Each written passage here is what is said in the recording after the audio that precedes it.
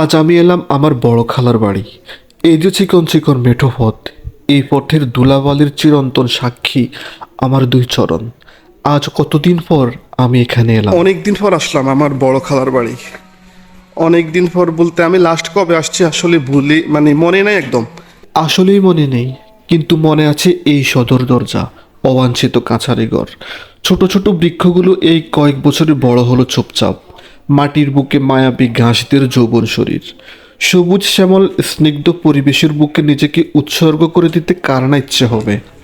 একদম আমি একদম মানে স্পষ্ট দেখতে পাচ্ছি আমার শৈশব, জলমলের শৈশব, যে ছোটবেলায় এখানে মহা আয়োজনে মহা উল্লাসে আমি আসতাম। তো সবগুলো মিলিয়ে আমাদের বড় খালার বাড়ি, ওনারা যদিও প্রবাসী কিন্তু বাড়ির যারা পরিজন তাদের সঙ্গে অনেক হৃদ্যতা, কানেক্টিভিটি সবগুলো মিলিয়ে আমরা আজকে আসলে একটা বিশেষ কাজে এসেছিলাম আর কি। বড় খালার বাড়ির যে স্পেশালিটি সেটা হচ্ছে এই স্মৃতিময় লিচু গাছ। মানে লিচুর সিজনে এখানে অবারিত লিচুর যে একটা মহা আয়োজন, এগুলো আমার শৈশবকে অনেকখানি বর্ধিত করেছে, অনেকখানি রাঙিয়ে দিয়েছে। শুধু লিচু কেন, শৈশবের কোনো স্মৃতি মানুষ কখনো ভুলতে পারে না। যেমন এই বাড়ির অগণিত স্মৃতি, যেটা আমি হয়তো এই মুহূর্তে রিকল করতে আমার খানিক সমস্যা হচ্ছে, কারণ আমি সুপার এক্সাইটেড। অনেকদিন পর এখানে আসলাম। সুপার এক্সাইটেড হওয়ার নেপথ্যে অনেক কারণ ছোটবেলায় আমি খুব মহা উৎসবে মহা আয়োজনে আমি এই বাড়িতে আসতাম, যখন আমার খালা মানে দেশে থাকতেন আর কি। এখন তিনি আমেরিকা প্রবাসী। আজ থেকে 20-30 বছর আগে অথবা 35 বছর আগে ঠিক এখানেই ছিল আমার বড় খালাদের বাসস্থান, অর্থাৎ চারচালা টিনের ঘর। তো সেই টিনের ঘরের অধ্যায় ফেরিয়ে এখন এই ভবনগুলো দাঁড়িয়ে গেল, একদম ঐশ্বর্যমণ্ডিত।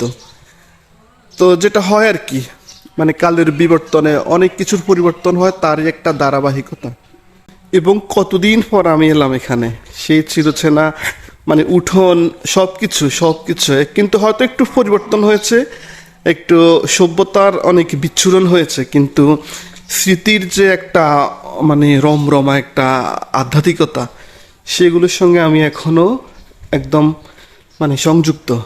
চারিদিকে মোর উড়িছে কেবল শুকানো পাতা, মলিন ফুলদল বৃথাই সে থাহায়, তব আখি জল ছিটাও অবিরল, দিবস জামি হারানো হিয়ার নিকুঞ্জ পথে, কুরাই ঝরা ফুল একেলা আমি, তুমি কেন হায় আসিলে হে থায়, সুখের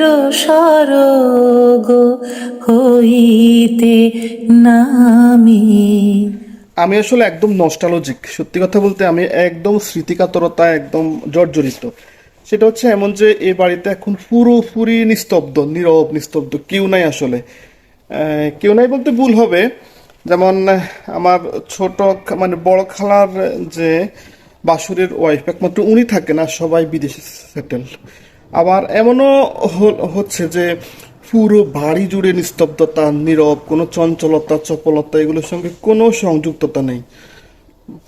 আর এক সময় কিন্তু এই বাড়িটা ছিল একেবারেই প্রাণচঞ্চল একটা ব্যাপার, যে সেটা সবার সঙ্গে সবার যে হৃদ্যতা এখনো আছে, কিন্তু পরিস্থিতি, পরিবেশ, সময় সব কিছু একটু মানে এদিক সেদিক হলো। তো বাট আমি আসলে এখানে একসময় আমি অনেক উল্লাস নিয়ে আসতাম, অনেক আয়োজন, যে সামার ভ্যাকেশন হোক আর যেটাই হোক, আমি বড় খালার সান্নিধ্য লাভের জন্য এখানে আসতাম। তারপর উনি আমেরিকা সেটেল হওয়ার পরও আমি বিভিন্ন সময় আসতাম, কিন্তু মানে কিন্তু বলতে এখনকার যে পরিস্থিতি, এখনকার সেই ব্যাপারগুলো একদমই নেই। কারণ অনেকেই বিভিন্ন জায়গায় তাদের যে মাইগ্রেশন, থিতু হওয়া, সব কিছু মিলিয়ে জীবন চলছে এভাবেই। ছোট্ট এই জীবনে পেশাদারিত্ব আর জীবন ব্যস্ততা, এগুলো আমাকে অবকাশ অনেক কম দিয়েছে, কিন্তু আমার যে মাঝে মাঝে পাখি হতে ইচ্ছে করে। ডানা মেলে উড়ে উড়ে আমি চষে বেড়াবো দুঃসম্পর্কের সকল আত্মীয় স্বজনের বাড়ি। স্বাধীন চেতা হয়ে আমি কারো বারণ শুনবো না, আমি অবাধ্য হয়ে যাব। আমি চলে যাচ্ছি এখন বড় খালার বাড়ি থেকে। আমার গন্তব্য এখন অন্যদিকে। হে তেমনি তোমার গভীর ছোঁয়া, ভিতরের নীল বন্দরে আমার ভিতর বাহিরে, অন্তরে অন্তরে আছো তুমি হৃদয় জুড়ে।